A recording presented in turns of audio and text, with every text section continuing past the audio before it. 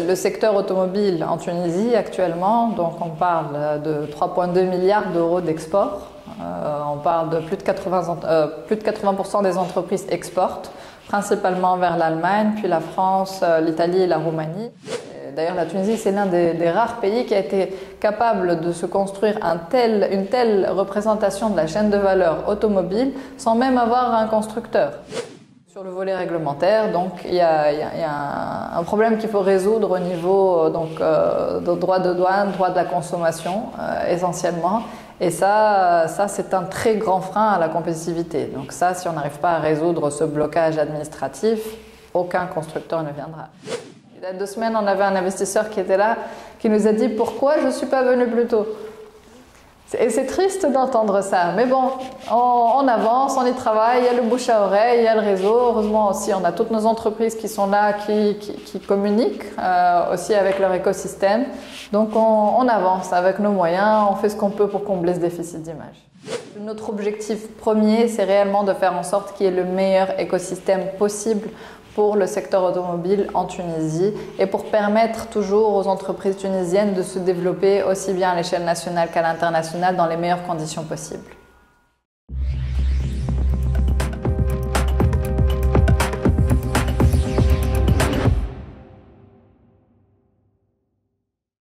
Bonjour, Mariam Ouloumi, présidente de la TAA, Tunisian Automotive Association, également Chief Corporate Affairs and Sustainability Officer du groupe Coficab.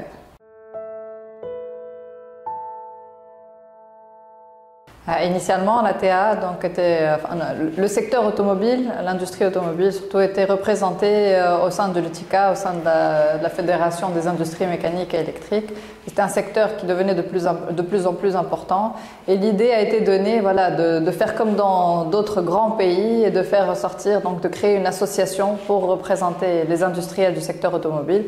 Et c'est comme ça que la TA a été créée. Donc il y avait beaucoup de projets des membres fondateurs. Donc il y avait notamment la création d'une académie pour le secteur automobile qui a finalement vu le jour d'ailleurs quelques années plus tard, la TAMA, Tunisian Automotive Management Academy. Après, nous collaborons toujours avec l'UTICA, ça reste, l'ATA n'est pas un syndicat, donc dès lors qu'il y a des discussions officielles avec les partenaires sociaux et tout, donc tout ça se fait au niveau de l'UTICA toujours.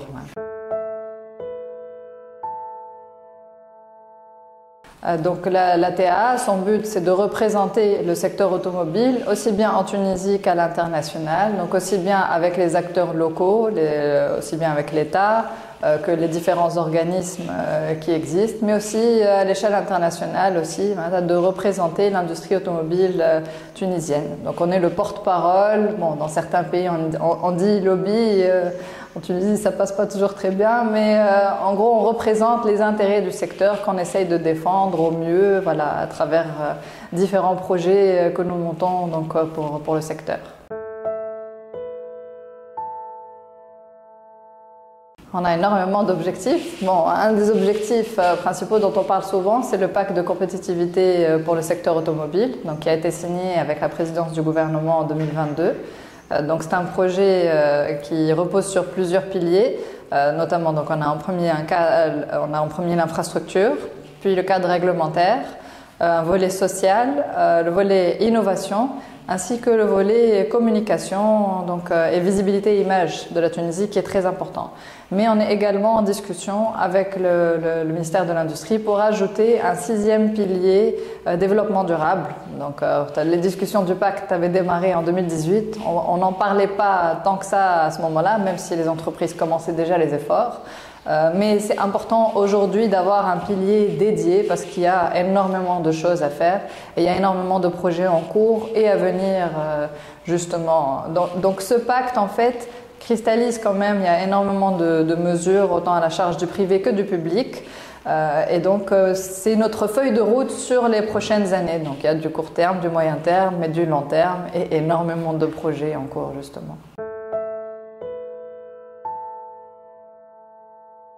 Le pacte, donc, il est en cours d'exécution. Il y a des mesures qui sont achevées, il y a des mesures qui sont en cours et des mesures qui sont encore à démarrer. Donc, on est en discussion, dépendant des piliers. Donc, les partenaires, les parties prenantes sont différentes.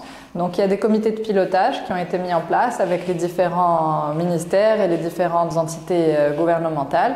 Et donc il y a des réunions maintenant donc, périodiques avec toutes les parties prenantes pour avancer sur les différentes mesures.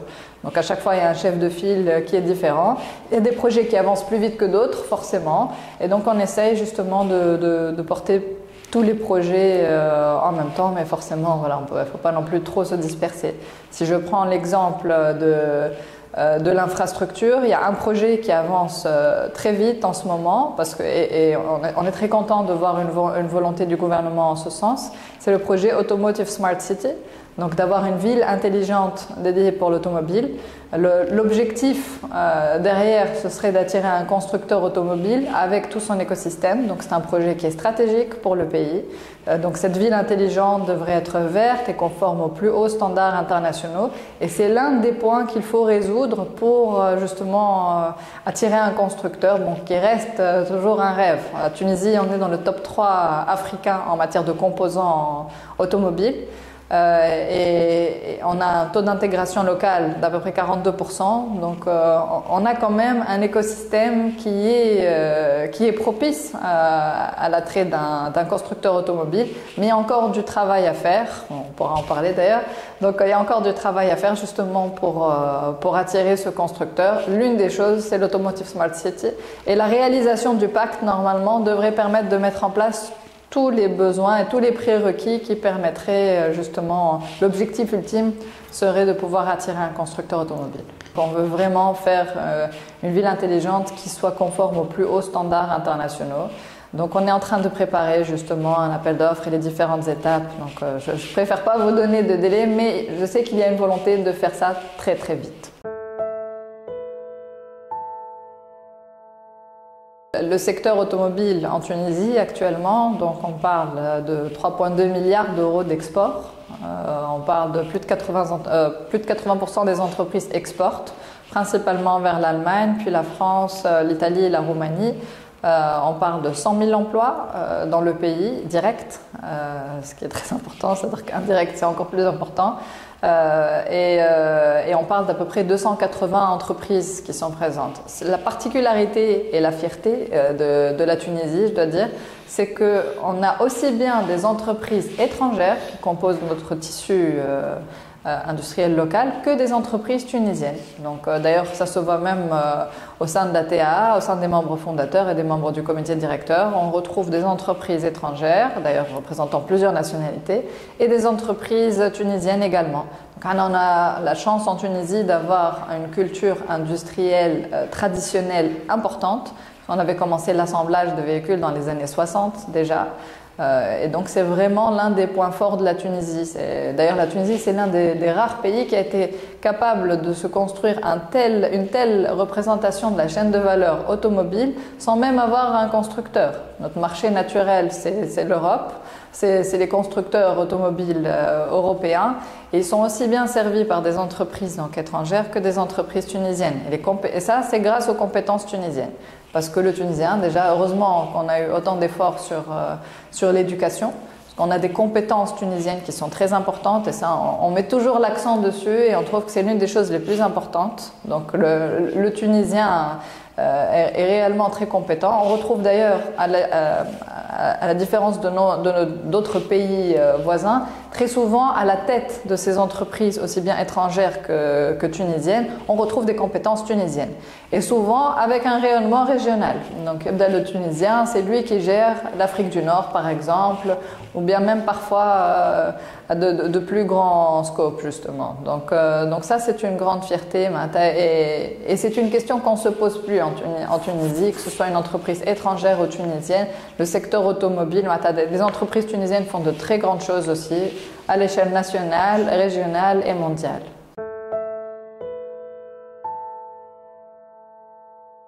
Alors, la situation géopolitique mondiale actuelle est très intéressante, très complexe et on la suit avec bien entendu beaucoup d'attention. Comme vous l'avez mentionné, donc il y a de nombreux points qui ont beaucoup affecté justement le secteur ces dernières années. Bon, ça a un peu commencé, il y a eu le Covid, il y a eu la guerre entre l'Ukraine et la Russie qui a beaucoup perturbé les chaînes de valeur.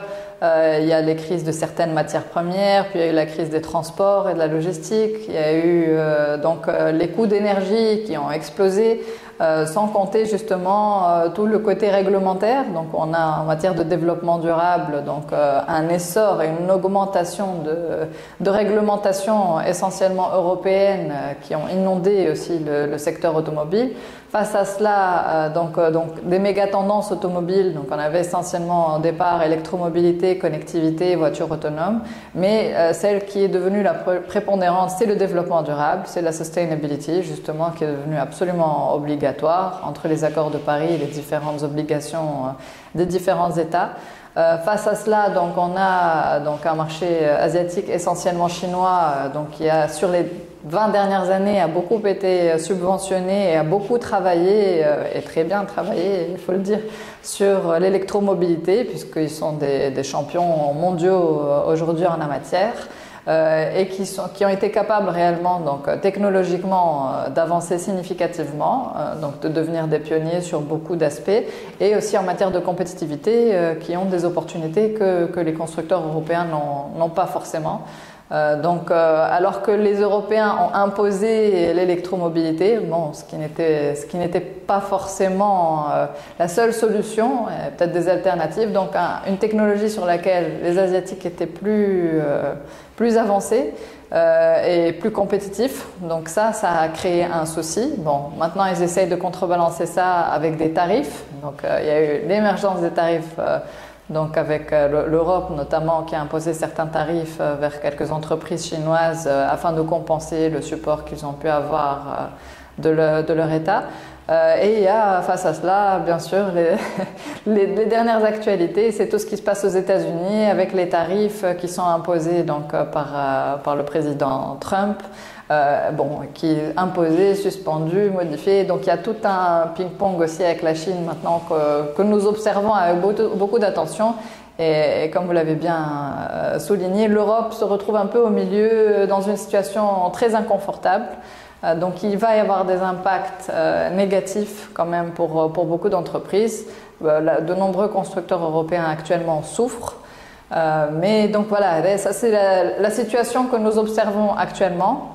Face à ça, forcément, nous, étant les partenaires de l'Europe, parce que ce sont nos clients, nous avons beaucoup de donneurs d'ordre essentiellement européens, les entreprises tunisiennes souffrent également, donc c'est une réalité. Mais il faut aussi se rappeler que c'est dans ces moments-là qu'il faut se rappeler de qui sont les bons partenaires. Parce que justement, je pense que ça constitue aussi une opportunité en termes de régionalisation. Donc c'est un des points que nous avons beaucoup discuté avec toute cette crise géopolitique. Donc il y a des mouvements, il y a des entreprises asiatiques qui essayent de venir, notamment en Afrique du Nord, pour essayer de contourner certaines barrières tarifaires. Il y a eu notamment, de nombreuses entreprises aussi européennes se sont rendues compte que par rapport à certaines matières premières et tout, c'était pas forcément logique d'être aussi loin. Donc il y a eu un rapprochement aussi. Il y a eu de nombreuses entreprises qui ont été transférées de certains pays aussi d'Europe de l'Est, qui ont été perturbées et qui ont fait des backups en Tunisie. On a de beaux exemples justement d'investissement. Donc c'est important de se rappeler pour les entreprises européennes autant que les entreprises tunisiennes des complémentarités, des synergies qu'on peut avoir entre les deux justement pour pouvoir être plus fortes pour faire face aux différentes menaces. Historiquement, il y avait toujours cette image que les Européens étaient les donneurs d'ordre, il y avait plutôt les activités à plus haute valeur ajoutée qui étaient en Europe et on retrouvait plutôt des activités purement opérationnelles en Tunisie. Donc ça, avec le temps et avec les compétences tunisiennes, ça s'est quand même beaucoup transformé. Donc il faut rappeler aussi, c'est important de le dire, que nous avons beaucoup d'entreprises implantées en Tunisie et des entreprises tunisiennes aussi qui ont des centres R&D. Donc on trouve beaucoup d'investisseurs internationaux qui ont parfois même leur plus grand centre R&D au monde basé en Tunisie. Donc ça déjà, ça veut dire qu'ils ont trouvé les compétences pour le faire et donc ça veut dire qu'il y a beaucoup de valeur ajoutée aussi qui se fait en Tunisie. On trouve certaines ouvrent des centres de compétences IT. On sait justement toutes les ressources que nous avons donc de grande qualité en Tunisie à ce sujet. Donc il y en a qui ont fait des centres de compétences sur beaucoup de choses. Et on voit aussi, quand on parle du tissu industriel tunisien en matière d'automobile, donc on sait qu'on a beaucoup de mécanique, on sait qu'on a de l'électronique avec beaucoup de câblage, bien entendu. On a aussi des activités textiles et de textiles techniques de grande qualité, donc souvent. On a aussi les pièces de rechange. On a donc beaucoup d'activités de recherche, de laboratoire, et on a une activité qui s'est énormément développée ces dernières années, qui est le software engineering, donc le développement de logiciels, qui est justement une activité à très haute valeur ajoutée pour laquelle le site Tunisie a été clairement identifié, même par de nombreux constructeurs automobiles, donc qui ont des activités et de nombreux projets qui sont des succès en Tunisie. Donc ça, c'est important de le rappeler. Donc aujourd'hui, quand on parle de synergie et de complémentarité entre la Tunisie et l'Europe, on ne parle pas que de choses forcément très triviales. Donc il y a réellement un travail. Donc les entreprises qui l'ont compris réellement travaillent sur une balance justement à partir de ce qu'elles trouvent de mieux en Tunisie et en Europe, pour mieux justement allouer leurs ressources et les efforts qu'elles déploient. Donc ça pour nous c'est une grande victoire. Et il faut, voilà, ceux qui sont présents, qui le savent, ont su réellement se développer beaucoup grâce à ça. Et nous on a du travail à notre niveau, au niveau visibilité et image, pour pouvoir communiquer un petit peu plus là-dessus, parce que malheureusement de nombreux acteurs ne le savent toujours pas, et la Tunisie reste à l'échelle internationale, on a toujours cette carence en termes de visibilité justement sur laquelle on doit travailler. Il y a un autre projet qui est stratégique pour la Tunisie, c'est le ZLECAf, donc la zone de libre-échange continentale africaine. Donc parce qu'on le dit toujours, et c'est d'ailleurs l'un des freins pour lesquels nous n'avons pas de constructeurs actuellement. On a un marché qui est petit, on a 12 millions d'habitants, donc c'est pas forcément, le marché tunisien en lui-même ne suffit pas nécessairement, n'est pas suffisamment attractif pour un constructeur. D'ailleurs, pas que pour notre industrie, hein, c'est le cas pour d'autres industries également, donc pour lesquelles on est certes un pays très intéressant, mais les limites de notre marché sont quand même à considérer. Donc c'est pour ça que dès qu'il y a eu les discussions vers le ZLECAf, justement, la Tunisie faisait partie des premiers signataires des conventions, et on est parfaitement engagé, et nous faisons tous les efforts justement pour accélérer. Enfin, la Tunisie, elle est fortement convaincue des bienfaits que ce projet justement pourrait apporter, et lever cela, donc ça pourrait réellement être un game changer. Donc ça pourrait réellement changer les choses justement pour cet attrait. Donc en fait, personne ne... je ne veux pas dire que personne ne viendra, mais c'est quand même un phénomène qui rendra beaucoup plus attractif le site Tunisie en termes d'investissement.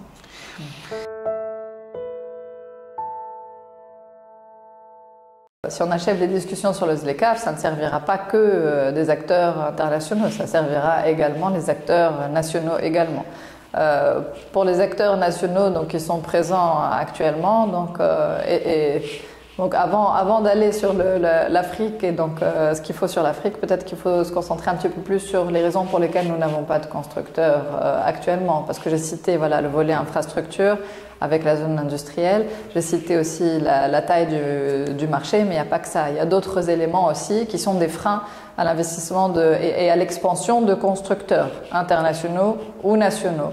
Donc c'est important de noter, donc, pour ceux qui veulent exporter, la présence du port en eau profonde, donc qui est un projet qu'il faut absolument débloquer. Justement, d'ailleurs, la Automotive Smart City est intimement liée à ce projet-là. Donc c'est l'une des conditions principales pour l'investissement d'un constructeur. L'autre point important, c'est donc sur le volet réglementaire. Donc il y a un problème qu'il faut résoudre au niveau de droit de douane, droit de la consommation essentiellement. Et ça c'est un très grand frein à la compétitivité. Donc ça, si on n'arrive pas à résoudre ce blocage administratif, aucun constructeur ne viendra. D'ailleurs, à mon sens, c'est l'une des raisons pour lesquelles on n'en a pas jusque-là. Hein, parce que c'est pas au constructeur automobile de se poser la question ou d'essayer de discuter ou de négocier pour arranger ses problèmes. C'est à nous de faire le travail en interne, de se préparer et de lui offrir un cadre propice pour qu'il puisse réaliser son investissement dans les meilleures conditions. Maintenant, pour revenir à l'Afrique, donc on parle d'électrique beaucoup, mais bon, on connaît aussi les contraintes en matière d'énergie qui existent en Afrique. Et donc forcément, de ce fait, l'électrique n'est pas forcément, ou du moins pas dans tous les pays, donc la solution qu'il faut nécessairement promouvoir. Donc pour cela, donc nous au sein de l'ATA, on est membre de la AAAM, donc c'est l'Association africaine des constructeurs automobiles, donc qui a démarré en Afrique du Sud, mais qui rayonne sur toute l'Afrique et qui œuvre à créer un marché automobile africain. Donc on participe intimement à leurs efforts depuis 3 ans maintenant. Et on positionne justement, l'idée c'est de positionner la Tunisie sur la carte automobile africaine. Donc on est des champions en termes de compétences, donc de disponibilité de compétences, de qualification. Donc on peut réellement offrir beaucoup de choses au niveau formation. Donc également en matière de composants ayant ce large tissu industriel, donc avec des champions locaux et internationaux, avec beaucoup d'opportunités de rayonnement justement sur l'Afrique. Donc on y travaille. Bon, il n'y aura pas forcément que l'électrique pour l'Afrique. Beaucoup pensent à l'hydrogène, beaucoup pensent à d'autres solutions alternatives parce que ça existe. Quand on parle, voilà, vous disiez tout à l'heure les Mercedes, les BMW, donc ce n'est pas forcément ces véhicules-là. Il y a beaucoup de problématiques pour l'Afrique qu'il faut surmonter. Donc on parle très certainement pour beaucoup de constructeurs de véhicules un peu simplifiés parfois ou pas aussi compliqués afin que ça puisse rester quand même compétitif pour les marchés locaux.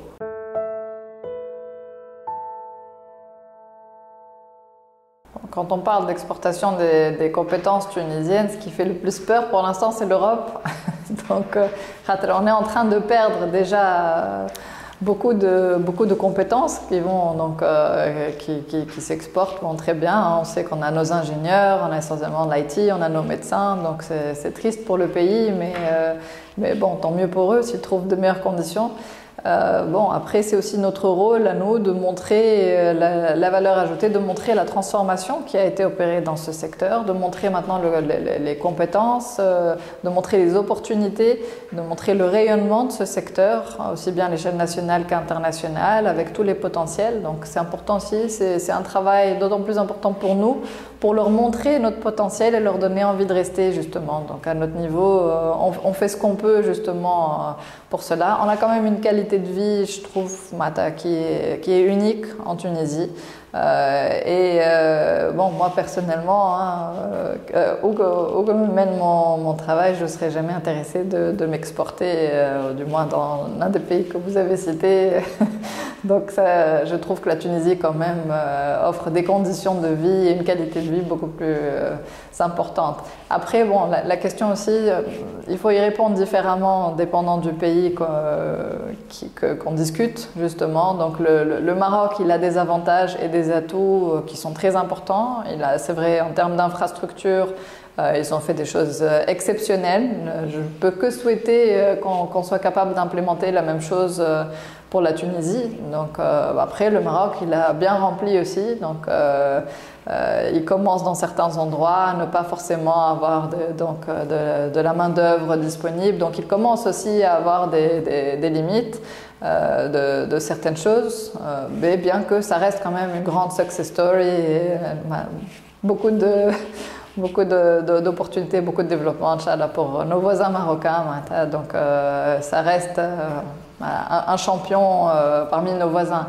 L'Égypte, elle est en train d'émerger donc depuis plus récemment.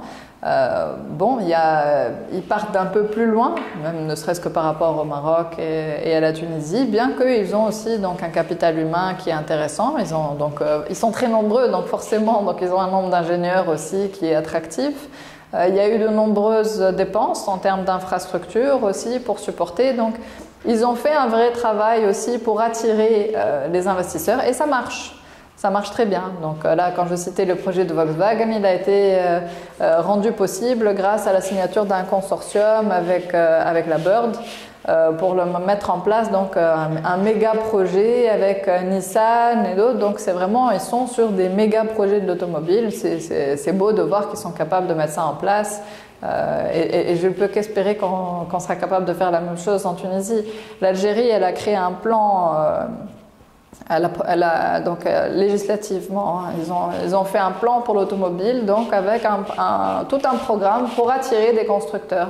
Donc en leur donnant de nombreux avantages, en leur débloquant beaucoup de choses, bon, en leur imposant aussi beaucoup de règles, mais donc ils ont mis en place un cadre qu'ils sont en train d'appliquer et ça fonctionne puisqu'ils ont eu donc Stellantis avec un investissement de Fiat et donc de nombreux constructeurs asiatiques qui sont également en train de prospecter actuellement, dont certains sont en train de confirmer leurs investissements. Donc ça, j'espère aussi que ce sera je ne vois pas ça comme une concurrence, mais je pense qu'il y a des complémentarités à étudier avec ces pays-là. Nous avons eu il y a quelques mois la visite de la présidente directeur générale de Volkswagen Afrique, qui est venue en Tunisie, et qui a visité nos entreprises, qui étaient impressionnées par le potentiel des entreprises tunisiennes. Et qui a dit mais on doit absolument, parce qu'ils ne trouvent pas forcément encore tous les composants disponibles en Égypte, donc il a dit nous devons acheter de la Tunisie. Donc les échanges vont se faire dans tous les cas. On ne peut pas forcément délocaliser, du moins à ce jour, toutes les activités, mais c'est important de voir justement qu'on se positionne bien dans notre chaîne de valeur africaine et qu'on arrive à collaborer bien avec nos voisins. Et si on arrive en plus à dépasser, donc à mettre en vigueur le ZLECAf et ainsi de suite, ça ne pourra que faciliter tous ces échanges.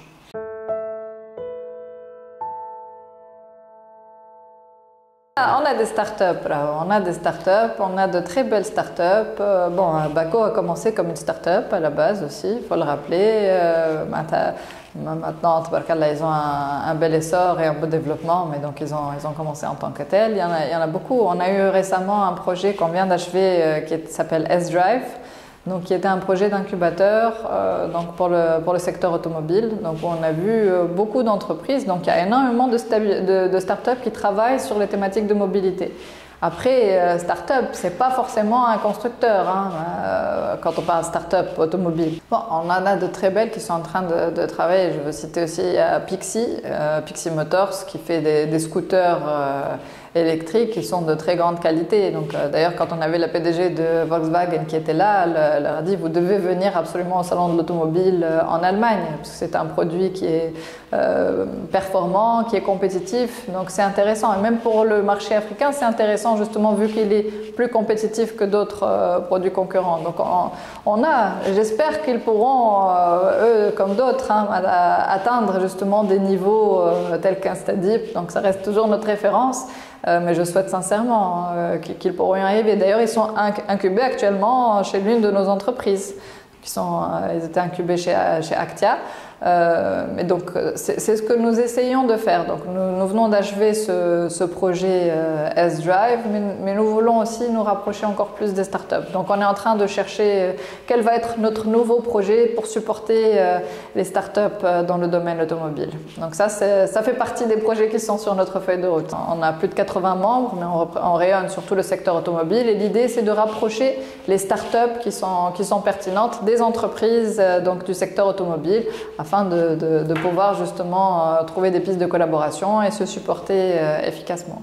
S-Drive, c'est un projet qui est dans le cadre d'un financement de l'AFD qui s'appelait FAST. Donc c'est le nom du programme S-Drive, mais donc c'est un financement qui a été octroyé à l'ATA Innovation City pour permettre de faciliter l'incubation de start-up au sein d'entreprises du secteur automobile. Donc on a été partenaire sur ce projet-là. Mais donc comme je dis, on est en recherche à présent, vu qu'on vient de clôturer ce projet-là, de la prochaine opportunité justement pour collaborer encore plus avec les start-up. parce qu'on a un cadre d'innovation justement qui est important. Et maintenant peut-être je reviens à votre première question justement sur l'innovation et sur la recherche et développement qui se fait en Tunisie.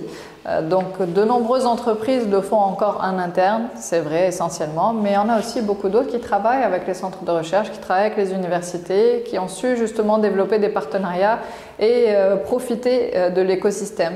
Alors bien sûr c'est pas parfait, bien sûr ça doit être d'ailleurs perfectionné, donc ça fait partie des mesures du pacte sur lesquelles nous devons travailler d'ailleurs dans le pilier innovation et recherche et développement, mais donc il y avait eu plusieurs workshops qui avaient été faits justement avec des centres de recherche pour justement essayer de lever les barrières pour permettre une meilleure collaboration entre les entreprises et les centres de recherche, parce qu'il y a des problèmes parfois même culturels ou traditionnels ou dans la compréhension des activités de chacun. Donc c'est toujours important de s'asseoir à la même table, de discuter et de lever ces soucis-là. Donc il y avait des soucis notamment des questions de propriété intellectuelle et tout, mais qui ne sont pas des freins au final. Donc il suffit juste d'en parler et d'avancer.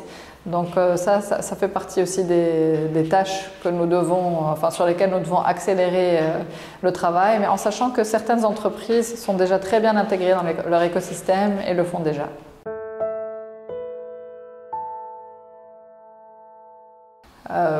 Bon, donc quand on parle de la Tunisie, on dit toujours Tunisia's innovation at best cost, donc l'innovation au meilleur coût.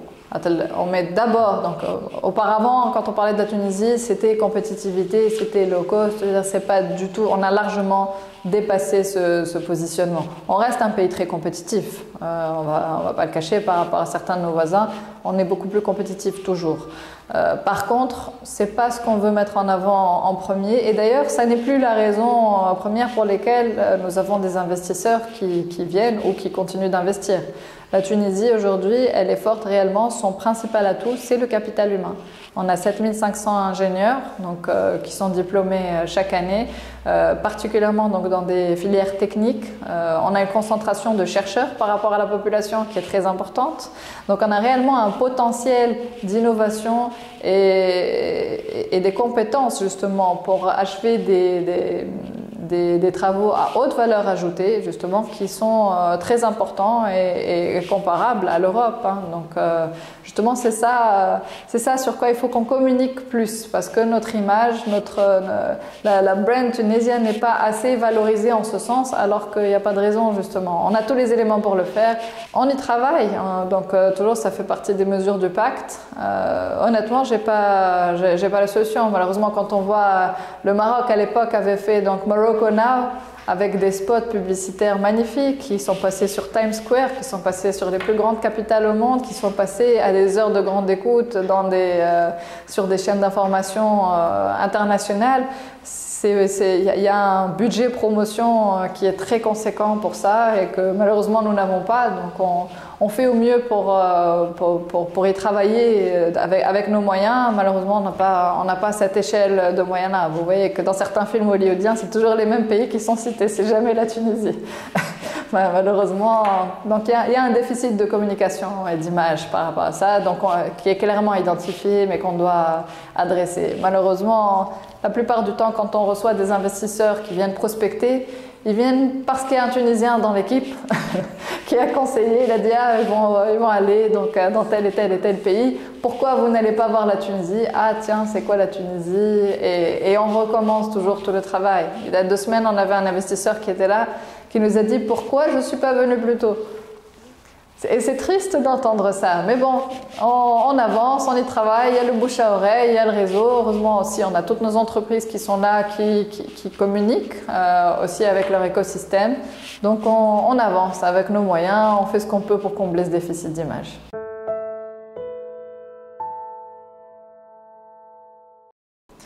Port en eau profonde, Automotive Smart City. Allègement des procédures administratives.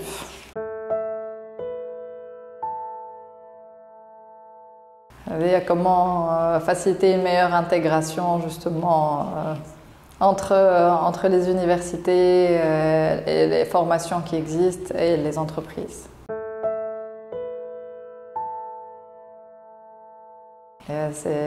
Beaucoup d'acteurs sont en train de travailler dessus, mais beaucoup de choses à faire encore.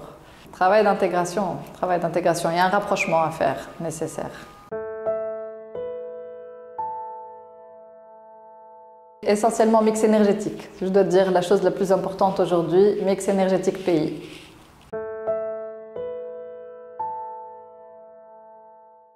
La TA, ce qu'elle a à offrir à ses membres, donc c'est réellement déjà un réseau, donc faire partie d'un réseau qui est de plus en plus important et qui rayonne donc aussi bien à l'échelle nationale qu'internationale.